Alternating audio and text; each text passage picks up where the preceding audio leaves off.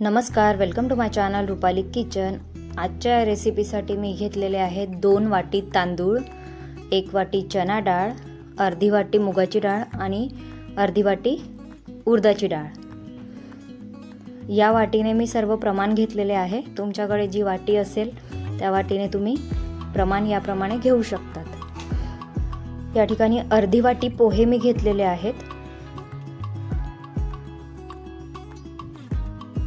सर्व डाळी मिक्स करून 3 ते 4 पाण्याने स्वच्छ धुवून 4 ते 5 तास भिजवून घेतलेले आहेत आणि तांदूळ सुद्धा तेवढाच वेळ भिजवून घेतलेले आहेत। डाळ आणि तांदूळ वाटायच्या अर्धा तास आधी पोहे भिजत घालून ठेवायचे आहेत, म्हणजे ते छान भिजतात। आणि सर्व मिश्रण एकत्र करून वाटून घ्यायचं आहे। मिक्सरमधनं बारीक पेस्ट त्याची तयार करून घ्यायची आहे अशा प्रकारे। आता यामध्ये मी घालते चवीपुरता मीठ। आता हे मिक्स करून घ्यायचं आहे आणि यामध्ये घालते अर्धा चमचा बेकिंग सोडा। याला सुद्धा छान व्यवस्थित फेटून घ्यायचं आहे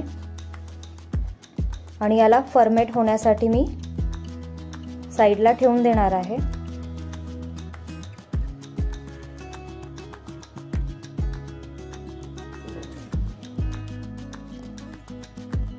हे परफेक्ट फर्मेट झालेला आहे।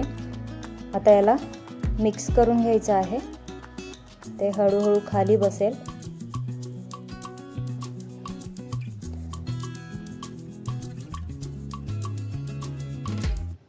डाळ आणि तांदूळचं परफेक्ट मेजरमेंट आहे।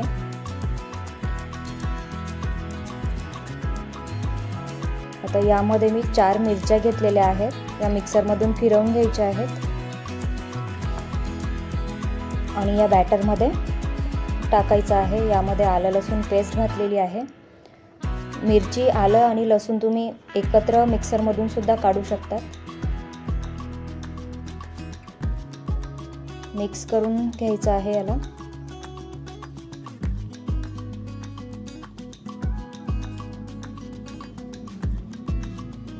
यामध्ये बारीक चिरलेली कोथिंबीर ॲड केलेली आहे।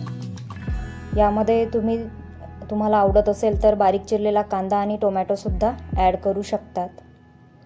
आता आप्पे पात्राला मी तेल लावून घेतलेलं आहे आणि यामध्ये थोडं थोडं बॅटर घालायचं आहे।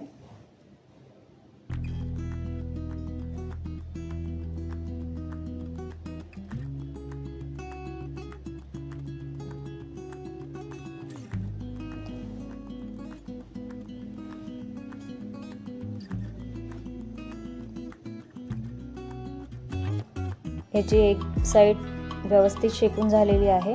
याला आता पलटून घ्यायचे आहेत।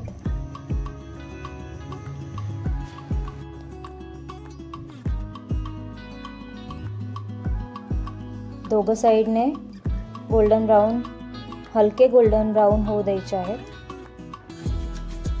वरून क्रिस्पी आणि आतून खूप सॉफ्ट असे हे अप्पे तयार होतात। डाळ, तांदूळ आणि पोह्यांचं जे प्रमाण आहे ते अगदी परफेक्ट प्रमाण आहे। रेसिपी आवडली असेल तर चॅनलला सबस्क्राईब करा, लाईक करा आणि शेअर करा।